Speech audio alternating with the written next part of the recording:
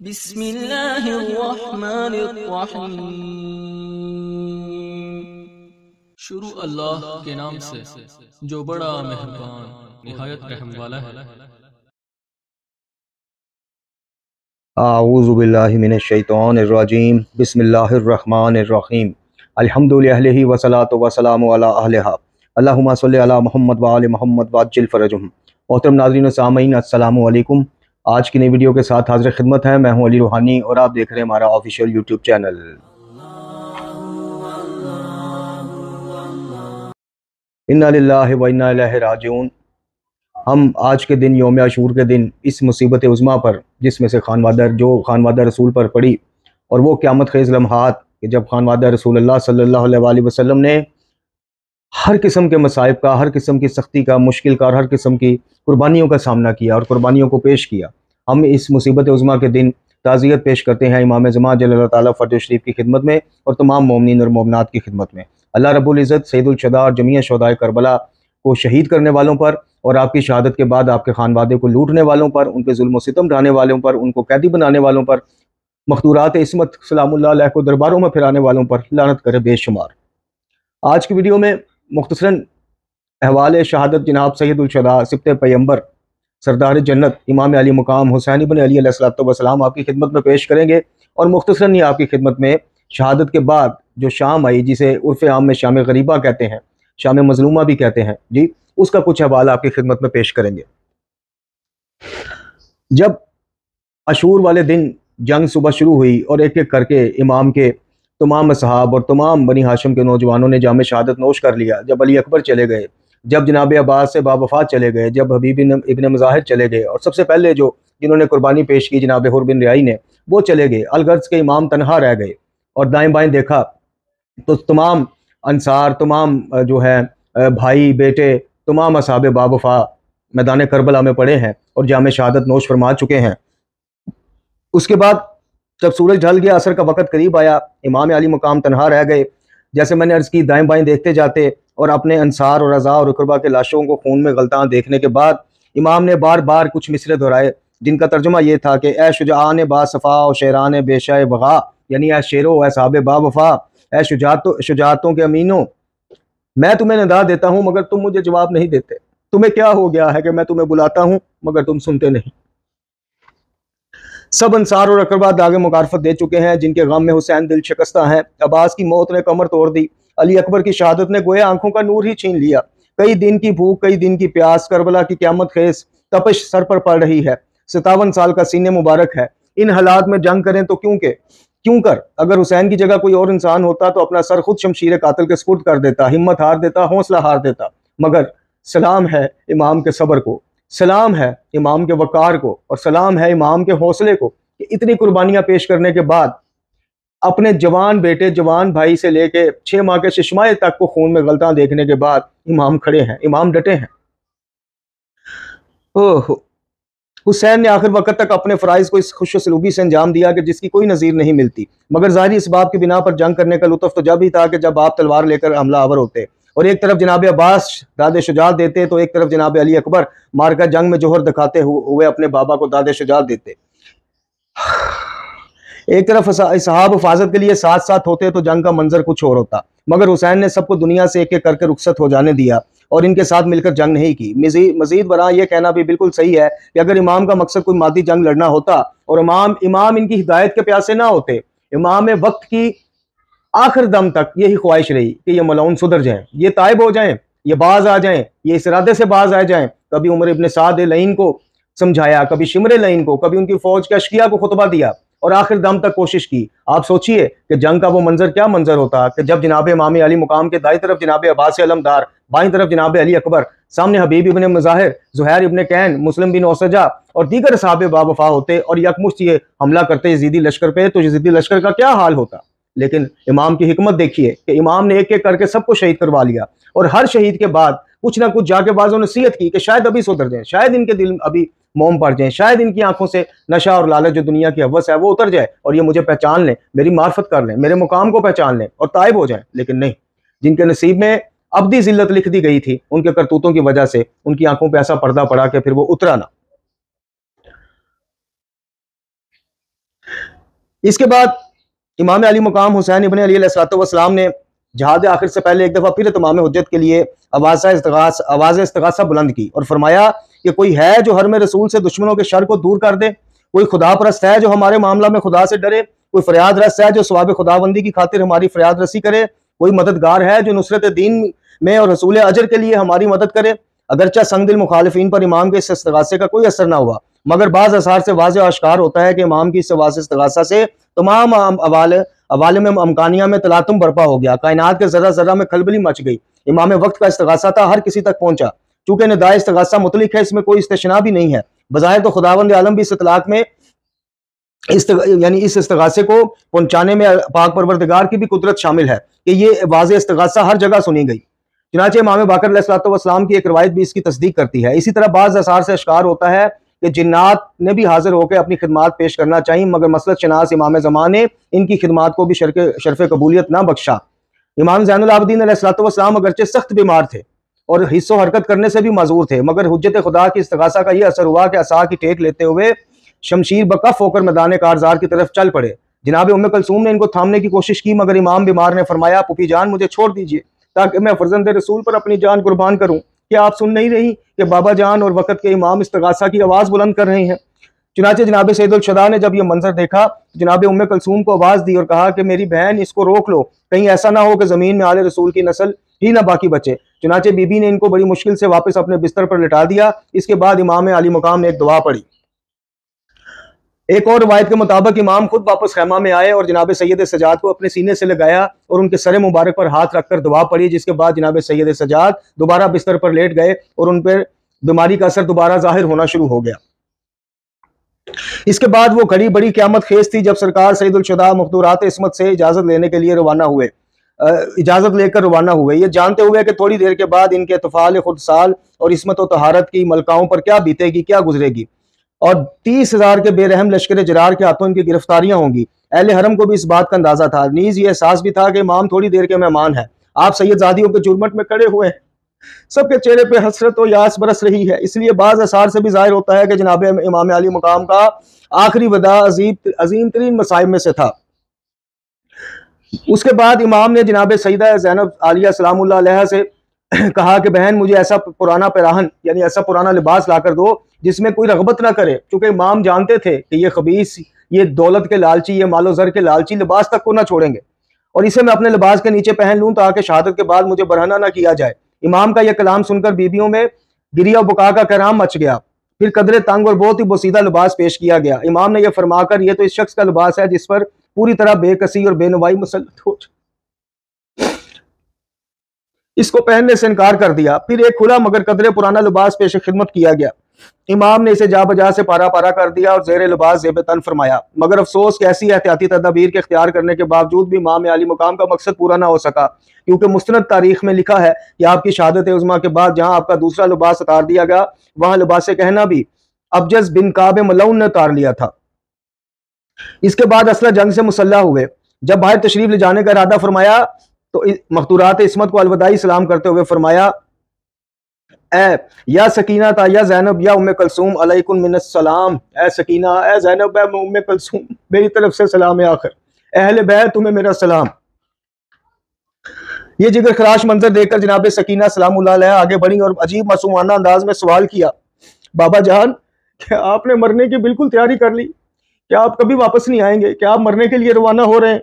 इमाम ने फरमाया, जिस शख्स का कोई यारो मददगार ना हो, अगर वो मौत के लिए तैयार ना हो तो और क्या करे? सकीना ने अर्ज किया, बाबा जान, फिर हमें जद्दे नामदार के हरम की तरफ लौटा दीजिए। इमाम ने जवाब में मशहूर ज़रबुल मसल ज़बान पर जारी फरमाई, अफसोस, अगर कतार परिंदा को आजाद छोड़ दिया जाता तो आराम की नींद सो जाता। मतलब यह था कि बेटा वापस लौटाने की फुर्सत नहीं। बाप बेटी का यह सवाल जवाब सुनकर मखदूरात की आवाज़ें गिरिया बुका बुलंद हुई। इमाम ने इनको सब्र व शकीब की तलकीन फरमाया और जनाब सकीना सलामुल्लाह अलैहा को प्यार करते हुए दिलासा देते हुए फरमाया, कुछ अल्फाज फरमाए। इसके बाद आखिरी जहाद के लिए बाहर तशरीफ लाए। इस वक्त अहले ख़याम की क्या हालत थी, मिर्जा दबीर मरूम ने इसकी तस्वीर कशी यूं की है, शबीर बरामद हुए यूं खैमा के दर से कि जैसे निकलता है जनाजा किसी के घर से।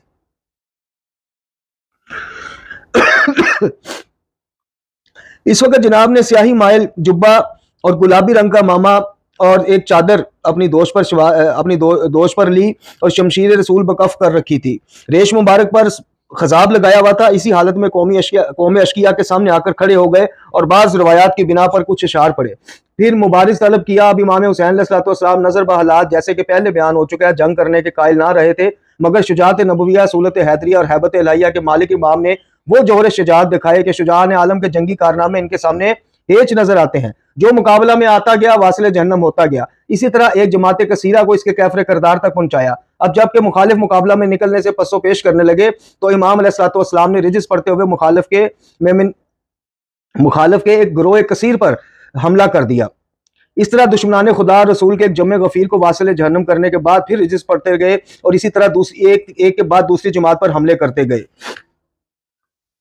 इमाम अली मुकाम का घराना आंखों के सामने कत्ल हो गया। फिर हुसैन ऐसा शुजात, साबित कदम और मुतमईन और जर्री हो, यह किसी मौरख के भी सोचने में नहीं आता। हालत यह थी कि चारों तरफ से इन पर प्यादे यानी पैदल जो जंगजू थे वो हमला करते जाते थे, मगर जब हुसैन तलवार सूंद कर इन पर जवाबी हमला करते थे वो इस तरह भाग जाते थे जिस तरह भेड़िया के हमले के वक्त बकरियां भाग जाती हैं। हालांकि इनकी तादाद 30,000 थी, मगर जब इमाम इन पर ताबड़तोड़ हमला करते तो इनके सामने ये इस तरह भाग निकलते और इधर उधर हो जाते कि जैसे बकरियां इधर उधर हो जाती हैं। हर हमला के बाद इमाम अपने मरकज पर वापस लौट आते थे और पढ़ते थे कि ला हौला वला कुव्वता इल्ला बिल्लाहिल अलियुल अज़ीम। बाज़ रवायात में इसके साथ अलियुल अज़ीम मौजूद नहीं है, खाली ला हौला वला कुव्वता इल्ला बिल्लाह मौजूद है। इमाम ने इसी तरह मुसलसल कई हमले किए। अल्लामा मजलिसी अलैहिर्रहमा ने जनाब सैयद मोहम्मद बिन अबी तालिब के मक्तल के हवाला से लिखा है कि इन शदीद हमलों में असदुल्लाह गालिब के फर्जंद ने 1950 यजीदियों को जहन्नम वासिल किया। इसी इसना में शिमर बिन जिलजोशन लईन फौज का एक दस्ता लेकर अहले हरम की गारतगिरी के मनूस इरादा से इमाम के ख्याम की तरफ मुतवज्जा हुआ और यह दस्ता फौज इमाम और उनके ख्याम के दरमियान हाइल हो गया। इमाम ने सिपाही अपने साथ को मुखातिब करके फरमाया, ए आले अबू सुफियान के शियो, अगर तुम्हें मजहब का ख्याल और आखिरत का खौफ नहीं है तब भी आखिर तुम अरब होने के दावेदार हो, अपनी कौमी गैरत और हमीयत का स्वाब ना गवाओ। शिमर ने कहा, फरजंदे फातिमा क्या कहते हो, औरतों का इसमें क्या कसूर है? जब तक इमाम ने फरमाया कि औरतों का इसमें क्या कसूर है, जब तक मैं जिंदा हूं अपने सरकश गुस्ताखों को ऐसा करने की हरगिज इजाजत नहीं दूंगा। इसी असनाए जहाद में एक ऐसा मौका आया कि साकी हौज़े कौसर के फरजंद ने कुछ यजीदियों को और इनके सरदार पर हमला करते हुए तमाम फौज को नहर फरात के किनारे से भागने पर मजबूर कर दिया। आपने नहर फरात पर अकेले ही कब्जा कर लिया। बाज रवायत में वारिद है कि जब सईदुल शदा ने घोड़ा नहर में डाल दिया और घोड़े ने पानी पीने के लिए मुंह नीचे किया तो इमाम ने फरमाया, घोड़ा तू भी प्यासा है और मैं भी, बाखुदा इस वक्त तक पानी नहीं पीऊंगा जब तक तू ना पी ले। गोया इस पे वफादार जानवर जो है इमाम का कलाम समझ गया, इसलिए मुंह ऊपर उठा लिया। इमाम ने फरमाया, तू पानी पी, मैं भी पीता हूं। फिर पानी का चुल्लू भरा, चाहा के पिए। किसी इस्लाम में एक मकार ने कहा, अबू अब्दुल्ला आप पानी पी रहे हैं और इधर आपके ख्याम लूटे जा रहे हैं। इमाम ने पानी फेंक दिया और हमला करके फौजों को हटाते हुए ख्याम की हिफाजत करने के लिए ख्याम के पास पहुंचे, लेकिन जब गए तो देखा कि ख्याम सही और सालिम है। इमाम अलैहिस्सलाम एक बार ख्याम में तशरीफ ले गए और अपने अहले बैत यानी दोबारा अपने ख्याम में तशरीफ ले गए और अपने अहले बैत को सब्र और शुक्र की तलकीन की और अजर और सवाब की अजीम बिशारत देते हुए कुछ जुमले इरशाद फरमाए और फरमाया कि अब तुम बला और मुसीबत के लिए तैयार हो जाओ। यकीन रखो कि खुदा तुम्हारा हाफिज और मददगार है, वो तुम्हें इनके शर से महफूज रखेगा, तुम्हारा अंजाम बखैर करेगा और तुम्हारे दुश्मनों को मुख्तलिफ किस्म के अज़ाब व अकाब में मुब्तला करेगा और तुम्हें इस बला और मुसीबत के एवज मुख्तलिफ इनाम व कराम से नवाजेगा। बस तुम किसी किस्म का कोई शिकवा और शिकायत ना करना, ना बेसब्री करना और ना कोई ऐसी बात से मुंह से निकालना जो तुम्हारी मंजिलत में कमी का मुजब हो। इसके बाद इमाम अलैहिस्सलाम दोबारा मैदान कारज़ार में तशरीफ लाए और दादे शुजात देना शुरू कर दिए और अपनी शुजात के जोहर दुकाना शुरू कर दिए। पुश्तों के पुश्ते लगाए। शिमर ने यह देखकर नए सिरे से लश्कर को तरतीब दिया, यादों के पीछे सवारों को खड़ा करके तीर अंदाजों को तीर चलाने का हुक्म दिया। चुनाचे इमाम अली मुकाम पर इस कदर तीर जो है बरसाए गए कि अहले तरीक के बयान के मुताबिक आपके जिस्म में मुबारक का यह हाल हो गया कि जैसे कांटों की झाड़ियां होती हैं। और एक रवायत के मुताबिक इमाम के जिस्म अतर पर कोई ऐसी जगह बाकी ना रही कि जहाँ पे तीर ना पेवस्त हुआ हो। हर तरफ से तीरों का मीना बरस रहा था और इमाम भी जवाबी हमले करते जाते थे और फरमाते जाते थे, या रसूल की बुरी उम्मत, तुमने जनाब रसूल खुदा के बाद इनकी इतरत ताहिरा के साथ बहुत बुरा सलूक किया है। आगाह हो कि तुम मेरे बाद किसी ऐसे बंदे खुदा को कत्ल नहीं करोगे जिससे कि तुम्हें खौफ महसूस हो, बल्कि मेरे अजीम कत्ल के बाद तुम्हें दूसरों का कत्ल आसान मालूम होगा। खुदा की कसम मुझे उम्मीद है कि खुदा मुझे शहादत के दर्जा पर फाइज करेगा और फिर तुमसे मेरे कत्ल का इस तरह से इंतकाम लेगा कि तुम्हारे वहम गुमान और शौर में भी ना होगा। हसीन बिन मालिक सकूनी बावाज बुलंद कहा, ए फर्जंदे फातिमा, खुदा किस तरह हमसे इंतकाम लेगा? इमाम ने फरमाया कि तुम्हारे दरमियान इख्तलाफ और लड़ाई वाक़या करके तुम्हारे खून बहाएगा और फिर तुम पर दर्दनाक किस्म का अजाब नाज़िल करेगा। इसी असना में एक मलऊन ने आपकी पेशानी अक़दस पर जबरदस्त तीर मारा, जिसकी वजह से चेहरे अनवर पर खून बहने लगा। इमाम अलैहिस्सलाम ने बारगाह इलाही में अर्ज किया, या अल्लाह, तू देख रहा है कि तेरे ये सरकश बंदे मेरे साथ क्या सलूक कर रहे हैं। तू इन्हें कत्ल कर और रूए जमीन पर इनमें से किसी एक को भी जिंदा ना छोड़ना और ना आखिरत में इन्हें माफ करना। बाज कुतुब में वारद है कि इमाम अलैहिस्सलाम बड़ी दलेरी और जिगरकारी के साथ कौम अशकिया का मुकाबला कर रहे थे, हत्ता कि अब बाज हमलों में मुकाम जुल्कफल तक पहुंच गए, जो इस मुकाम से जहां आपने अलम नसब किया हुआ था 12 मील के फासले पर था। इसी स्ना में हातम गैबी की आवाज सुनाई दी। इमाम अलैहिस्सलाम ने तलवार को म्यान में डाला और हाथ पर रखकर कहा कि ला हौला वला कुव्वता इल्ला बिल्लाह। जालिमों ने यह कैफियत देखकर और भी शदीद हमले करके इमाम को बिल्कुल घायल कर दिया। आकाए मजलूम, जन्नत का सरदार, जन्नत का वारिस, वारिस कुरान का जिसमें मुकद्दस जख्मों से चूर चूर हो गया। एक रवायत के मुताबिक 72, एक रवायत के मुताबिक 33, एक रवायत के मुताबिक 24 और एक रवायत के मुताबिक 1950 जख्म इमाम मजलूम के जिस्म अक़दस पर थे।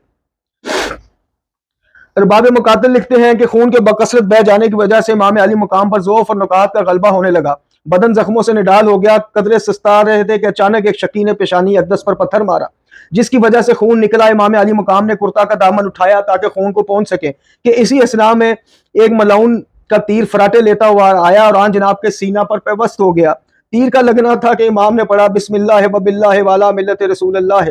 फिर आसमान की तरफ सर बुलंद किया और कहा, बारे लाहा, तू बेहतर जानता है कि ये लोग ऐसे शख्स को कत्ल कर रहे हैं कि इस वक्त तमाम रूए जमीन पर इसके सिवा और कोई फर्जंदे रसूल मौजूद नहीं।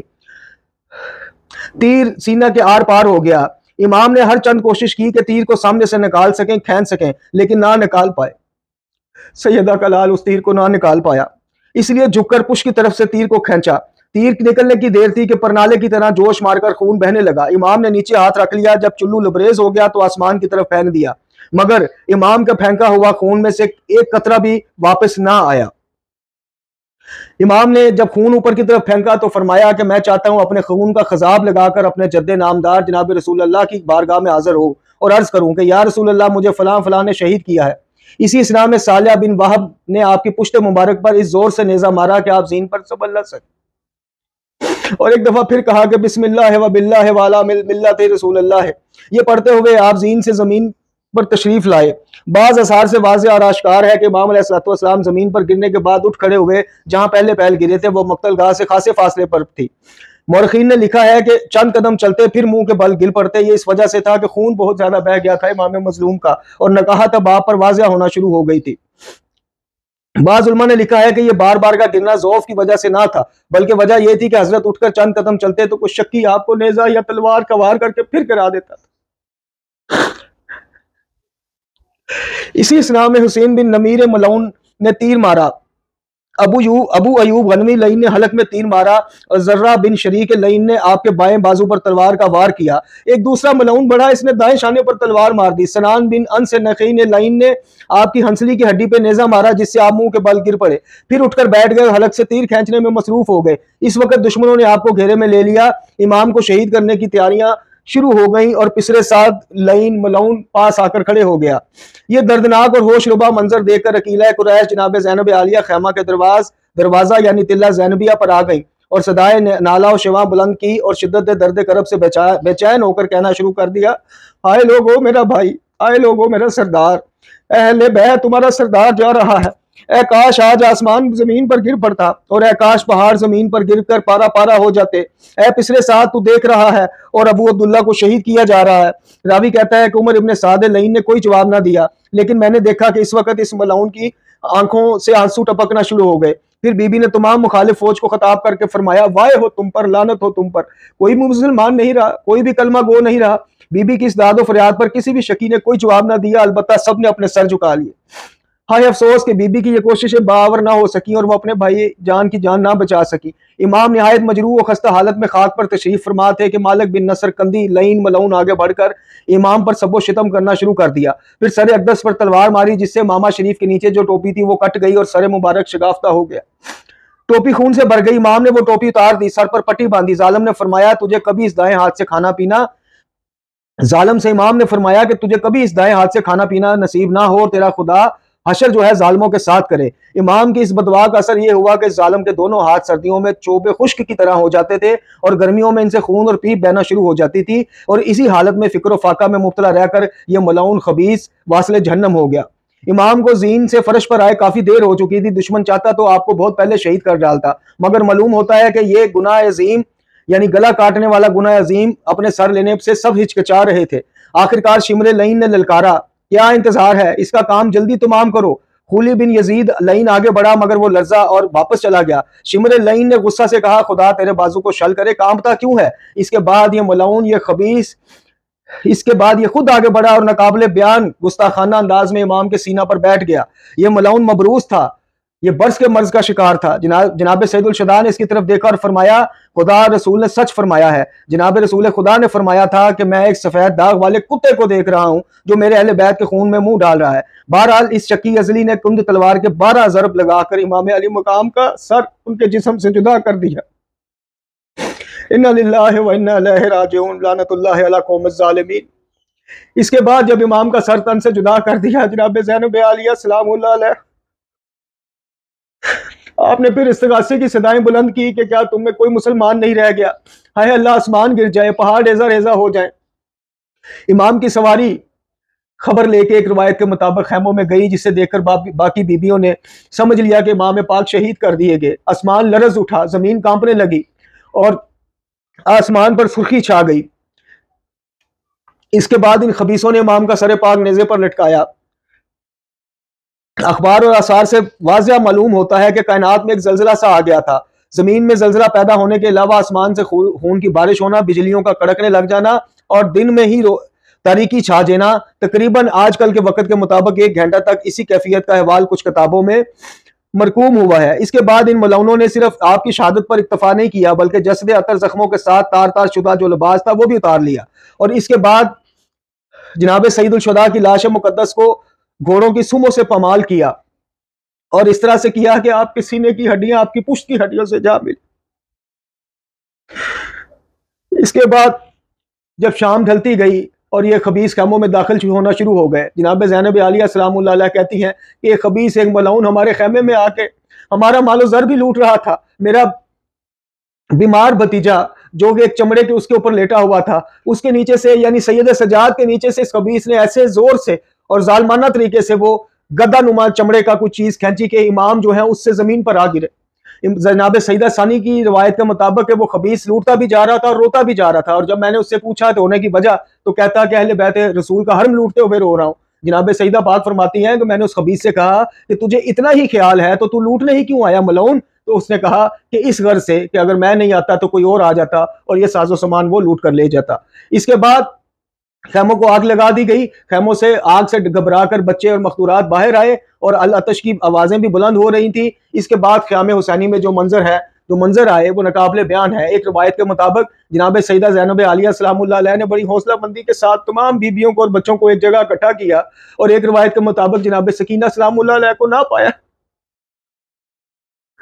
जब जनाब सकीना सलामुल्लाह नजर ना आई तो देखा एक कटे हुए सर, एक लाशा जिसका सर कटा हुआ था उसके करीब बैठी है और उससे गुफ्तगू कर रही है कि बताए क्या आप मेरे बाबा है, क्या आप मेरे बाबा। और एक रवायत के मुताबिक जब पानी ख्याम हुसैन में पहुंचा शाम गरीबा में, तो जनाब सकीना उस पानी को लेके अली असगर को तलाश करने चली गई। अलगर्ज के ये शाम मजलूमा, शाम गरीबा इस शिकावत इन यजीदियों के जुल्म के साथ अपने अख्ताम को पहुंची। जनाब ज़ैनब आलिया सलामुल्लाह अलैहा और दीगर मखदूरात इस्मत को हुक्म दिया गया कि आप हमारी कैदी हैं, आपको शाम में यजीद लईन के दरबार में पेश किया जाएगा, और उससे पहले इब्न ज़ियाद लईन मनहूस मलाउन के दरबार में पेश किया जाएगा।